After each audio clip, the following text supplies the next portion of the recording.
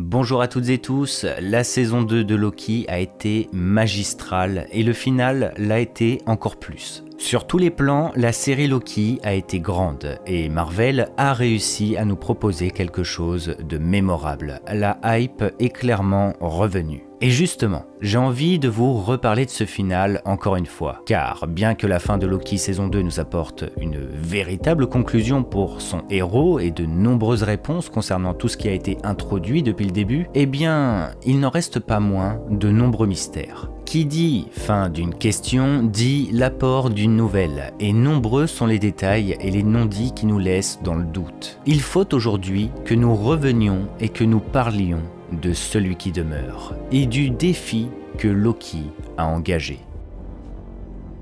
I'll break your limb. Mais avant ça, grâce à l'action de Loki de maintenir les branches du multivers en vie, je peux vous donner à partir de maintenant un moyen d'accéder au contenu disponible dans les autres réalités. C'est NordVPN.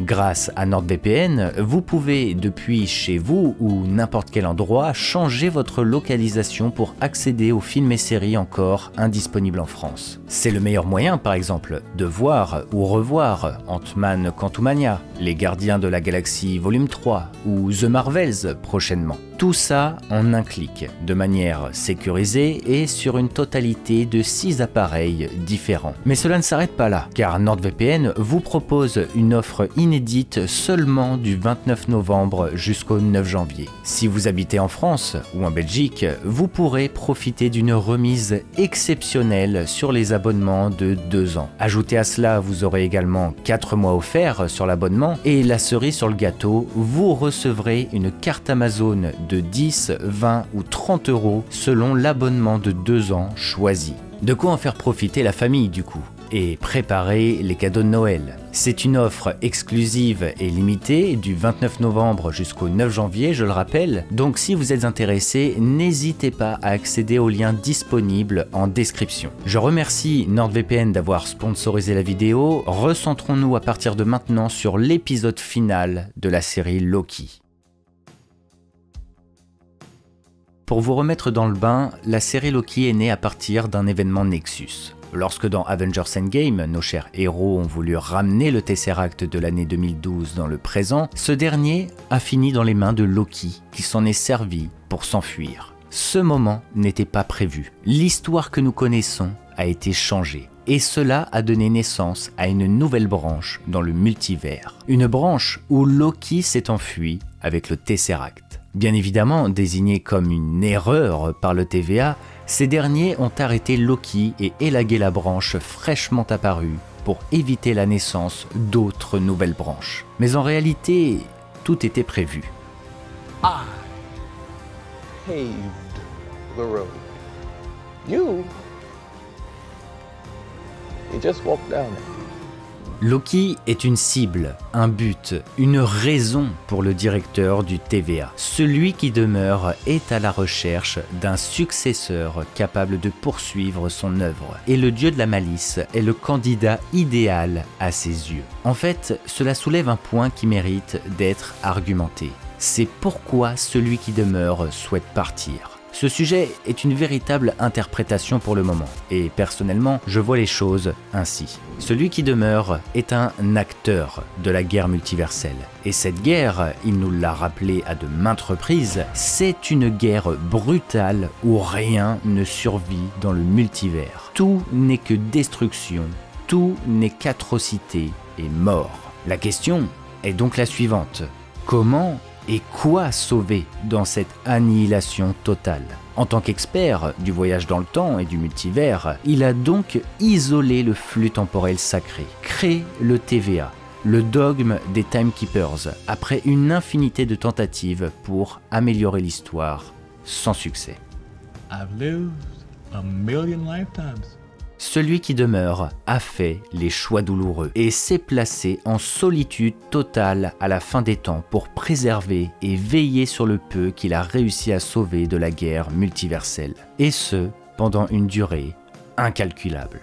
Et il est bien là le problème. Après avoir vécu une éternité tout seul, sur son trône solitaire, est-ce que l'on n'a pas envie de passer à autre chose? Est-ce que l'on n'a pas envie de partir? Bien sûr, mais étant désormais au sein de problématiques qui le dépassent complètement, ce qui compte, c'est que ce qui a été sauvé, ce qui a été bâti, se poursuive après, et cela limitera la souffrance et les destructions. I'm tired. And I'm older. Si on se tourne vers les comics, le cas de celui qui demeure rappelle véritablement la fin de vie d'Immortus. Le Maître des Limbes est la dernière incarnation de Kang le Conquérant, et sa personne ainsi que son rôle sont uniques dans le multivers. Immortus est le Prime Kang, l'identité ultime qui a surpassé ses autres lui-même. Un être qui a délaissé les conquêtes et les voyages pour se concentrer sur l'immortalité et le temps. Immortus est la forme la plus sage et la plus expérimentée de Kang le Conquérant. Son existence, après avoir vécu ses autres identités, a été de surveiller que le temps se déroule correctement, que son lui du passé emprunte le même chemin, et il a cherché à démêler les conflits temporels créés par les variants de Kang. Mais à un moment donné, Immortus, alors très âgé et qui a désormais pu vivre son véritable amour avec Ravonna, sent que sa fin est proche. Il souhaite être enfin libéré de la prison du temps et partir définitivement accompagné de son amour. Néanmoins, comment Immortus et Ravonna vont-ils mourir? Eh bien, le Maître du Temps a tout organisé. À l'aide de son fils adoptif, Marcus Immortus, le Seigneur des Limbes va convoquer 6 versions de Ravonna jeunes, et l'une d'entre elles devra mettre fin à la vie d'Immortus et de sa bien-aimée Ravonna. Et pourquoi a-t-il fait ça? Eh bien, premièrement, Immortus et Ravonna seront enfin libérés et pourront se reposer éternellement. Mais également, cela va permettre de faire passer un message à Ravonna et la faire évoluer. Celle qui va mettre fin à la vie d'Immortus et sa compagne, c'est la Ravonna originelle.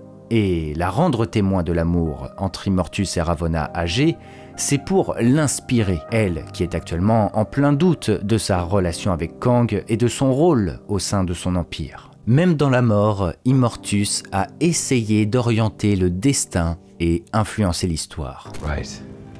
So it's all a game. It's all a manipulation.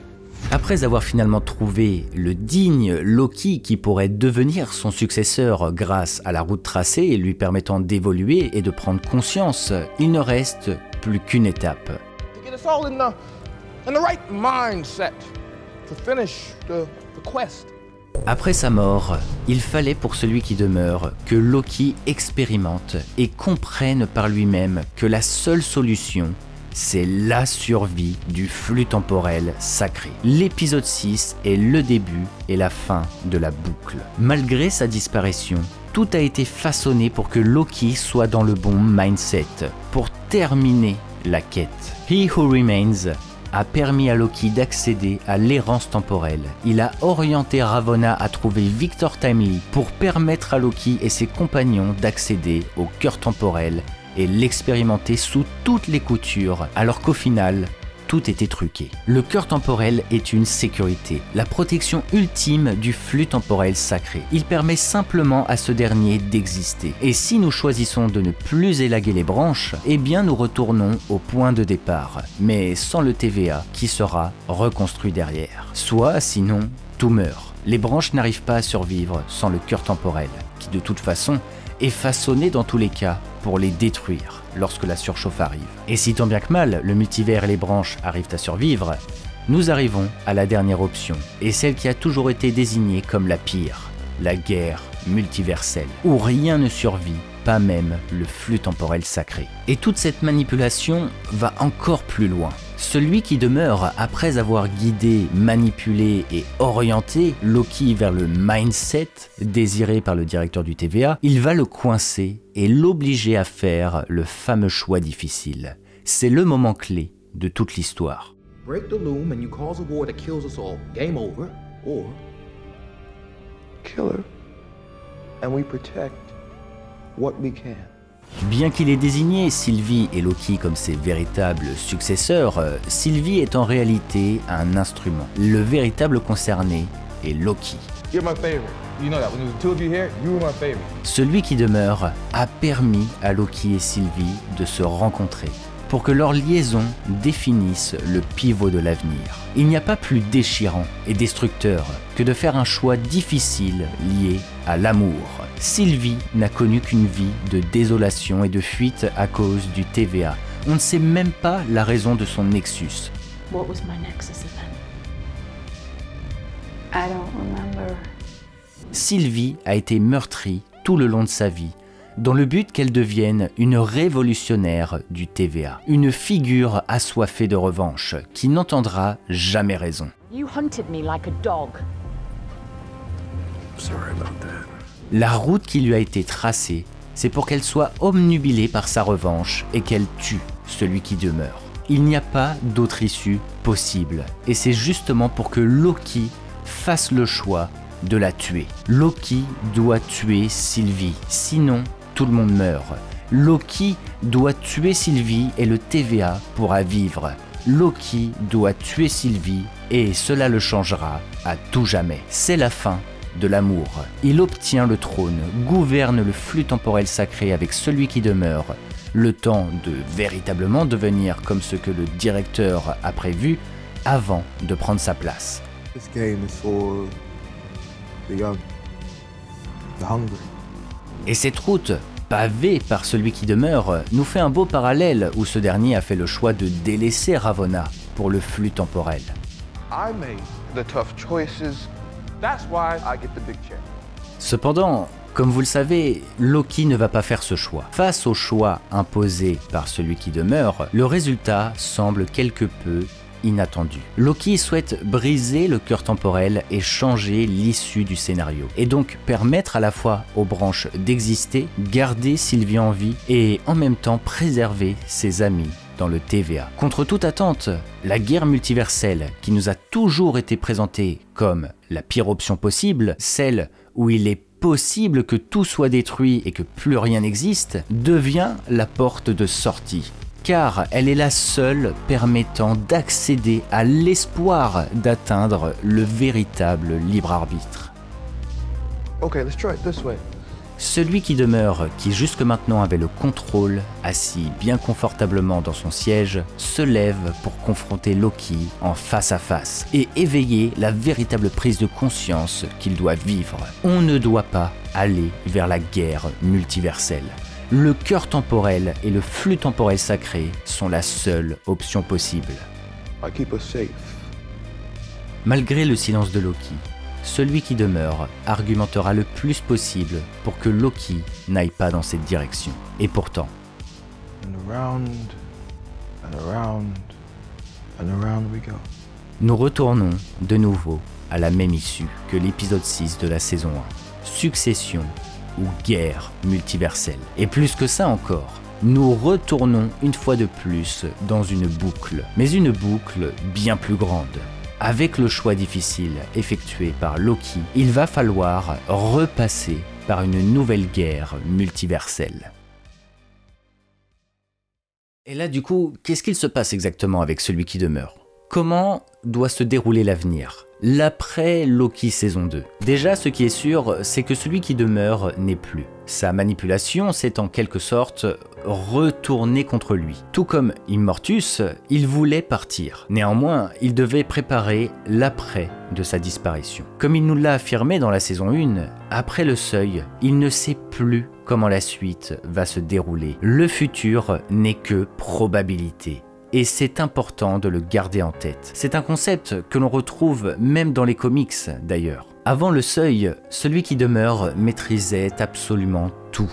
Mais après, il a mis en place son plan où Sylvie le tuerait pour que Loki effectue la boucle de la saison 2. Pour qu'il s'éveille sur la situation avant de retourner avant la mort de He Who Remains et décide de l'accompagner avant de le succéder. Sauf qu'à cause de l'accès à l'errance temporelle, Loki a désormais les pleins pouvoirs et il peut voyager n'importe où et n'importe quand. Par conséquent, en choisissant de ne pas suivre ce qu'imposait celui qui demeure, Loki retourne au moment de la fusion temporelle causée par le cœur, soit l'épisode 4. Et à ce moment-là, celui qui demeure n'est plus. Ce n'est qu'un cadavre en décomposition, si vous vous souvenez bien. Donc le directeur du TVA, dans l'image, s'est auto-piégé. D'ailleurs, l'ascension de Loki nous démontre bien qu'à la fin des temps, tout ce qu'avait bâti celui qui demeure s'effrite et disparaît. C'est comme si son nom avait été effacé de l'histoire. For me, or for you? Comme je vous ai dit, le futur n'est que probabilité. Et c'est ça la faiblesse de celui qui demeure. Il était convaincu que Loki éviterait la guerre multiverselle et ferait donc le choix de gouverner avec lui. Après tout, il reste un variant de Kang le Conquérant. Il est un personnage imbu de lui-même et qui ne supporte pas ses autres lui-même. Cela démontre par ailleurs pourquoi il n'a jamais fait en sorte de former un variant de lui-même pour prendre sa place et tracer sa route. Les Kang sont par définition tournés autour d'eux-mêmes. Ils veulent être supérieurs. Regardez comment celui qui demeure change de ton et devient méprisant à l'écart de Victor Timely, un variant qu'il a manipulé pour servir la grande machination afin de faire évoluer Loki. Il sait que contrairement à ses variants, Loki est désormais conscient du multivers. Il est beaucoup plus tourné dans l'altruisme. Néanmoins, il ne s'attendait pas à ce que Loki le soit autant, au point carrément de se sacrifier. Et à partir de maintenant, il faut voir comment Marvel va adapter la suite. En fait, celui qui demeure était le Prime Kang. Le Kang principal qui a surpassé tous les autres et qui était destiné à devenir le seul et le véritable. A ruler, a conqueror, he who remains. Comme nous l'avons vu lors de sa présentation, il y a de fortes chances que celui qui demeure, tout comme le Prime Kang des comics, soit l'entité qui a traversé plusieurs identités avant de devenir le directeur du TVA. Le nom souverain traduit sa période en tant que Ramatout. Le conquérant, vous le savez tous, c'est Kang, puis celui qui demeure, c'est un peu l'équivalent d'Immortus dans les comics. Néanmoins, ce qui fait que le Prime Kang est justement le Prime Kang, eh bien, c'est parce qu'il est guidé secrètement par son lui du futur, Immortus. Et elle est là, la véritable problématique. En fait, dans les comics, le Prime Kang est victime d'un destin qu'il n'a pas choisi. Il est la marionnette d'Immortus, qui lui-même agit au nom des Timekeepers, et qui cherche à ce que tout se déroule comme prévu dans le temps. Sauf qu'à cause, ou grâce à une divergence à la fin des temps, eh bien Kang le Conquérant va finalement prendre conscience des plans d'Immortus. Et il va se rebeller. Ce qui va donner naissance à certainement le point clé le plus important de l'histoire du Conquérant, la guerre du destin. Kang va confronter Immortus et les Timekeepers. Et à l'issue du combat, ce dernier sera enfin libéré. Kang et Immortus, qui sont la même personne mais à des moments différents du temps, deviendront chacun des identités à part entière, libérant donc Kang le Conquérant de l'obligation de devenir Immortus. Quand je relativise, j'ai parfois un peu l'impression que c'est ce que nous avons vécu dans la série Loki, dans le sens où celui qui demeure a tracé le destin des gens. Il a façonné l'histoire et l'empêche de prendre une tournure qui pourrait amener le chaos. Loki, du coup, dans la symbolique, prend le rôle du conquérant, car son destin a été manipulé et guidé par celui qui demeure pour prendre sa place, et donc dans l'image, devenir comme lui. Sauf qu'il a brisé tout ça. Il n'y a plus question de destin. Le futur n'est désormais que probabilité. Nous nous tournons désormais vers le libre arbitre. La question du destin est libérée et Loki vient de donner une nouvelle chance pour qu'on sorte du cycle et bâtir quelque chose de meilleur. Par conséquent, cela amène une certaine réponse par rapport à la future guerre multiverselle à venir. Celui qui demeure devient celui qui demeure parce qu'il a été forgé par les événements qu'il a vécus, et non car il est né pour devenir celui qui demeure. En fait, celui qui demeure n'est qu'un variant de Kang le Conquérant parmi tant d'autres à la base. Mais il est devenu le Prime Kang parce qu'il est celui qui a pris la route lui permettant de le devenir. Et par la suite, après la guerre multiverselle, il pourra s'ériger en tant que celui qui demeure. Néanmoins, ce n'est pas obligé du coup que ce soit le même qui redevienne celui qui demeure. Tout n'est que question de probabilité. Contrairement aux comics, celui qui demeure s'est isolé et a empêché le flux temporel sacré de se ramifier. Et ensuite, après le seuil, où il ne maîtrisait plus totalement l'avenir, il est finalement décédé. Donc, il n'y a pas la possibilité qu'il influence son lui plus jeune à devenir qui il deviendra. Ce sera par la force des choses. La guerre multiverselle a été provoquée à cause des Kang. C'est leur guerre. Donc, naturellement, un d'entre eux doit gagner, solutionner le conflit et finir sur le trône à la fin. Car ce sont eux les concernés et les experts. Si l'un des Kang suit à peu près la même route que celle de celui qui demeure, route que ce dernier nous a partagée dans le final de Loki saison 1, eh bien il aura toutes les cartes pour devenir le nouvel élu qui arrivera à la fin des temps. Après voilà, bien évidemment il faut que nos héros gagnent à la fin, donc les probabilités joueront en leur faveur. Contrairement aux comics, le futur n'est désormais plus écrit. N'oubliez pas ce mot, probabilité. Effectivement, Kang, dans Quantumania, a vu comment cela allait se terminer. Il a vu la future guerre multiverselle à venir. Mais c'est parce que la probabilité qu'une guerre se déclenche est trop forte. Et c'est ce qui la rend inévitable. Les Kang sont biaisés, et celui de Quantumania en est la preuve. Il a conscience qu'une guerre va arriver. Mais au final, ses actions traduisent déjà la guerre à venir. Il souhaite annihiler des réalités. Il souhaite se venger de ses compères. Et ce sont des actes qui donnent naissance, justement, à la fameuse guerre multiverselle. Bref, je pense qu'il est temps de terminer cette vidéo. Je souhaitais à tout prix revenir sur le cas de celui qui demeure et c'est maintenant fait. N'oubliez pas que ce ne sont que mes interprétations et mon avis.